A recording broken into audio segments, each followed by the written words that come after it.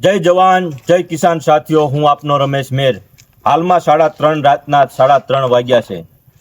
હાલમાં જે બોટાદમાં કડદાને લઈ કિસાન નેતા રાજુભાઈ કરપડાએ જે ખેડૂતની વારે આવ્યા છે અને ખેડૂતને જે વર્ષોથી લૂંટાતા એ લૂંટ બંધ કરાવવા માટે આજે જ્યારે ખેડૂતને લઈ અને અહીંયા પોતાની માંગણી લઈને માર્કેટિંગ યાર્ડમાં બેઠા હતા ત્યારે અચાનક અત્યારે 3 વાગે ભારતીય જનતા પાર્ટીનો હાથો બનીને આ પોલીસ તંત્રએ રાતે 3 વાગે રાજુભાઈ કરપડાની ધરપકડ કરી છે। મિત્રો, આ ધરપકડ રાજુભાઈ કરપડાની નથી, આ સમગ્ર ગુજરાતના ખેડૂતની ધરપકડ છે। હું અહીંથી આહવાન કરું છું કે સમગ્ર ગુજરાતના ખેડૂતો આજે રાજુભાઈની ધરપકડ થઈ છે। આપણે એમને એકલા નથી પડવા દેવાના, આપણે એમના હાથ મજબૂત કરવાના છે।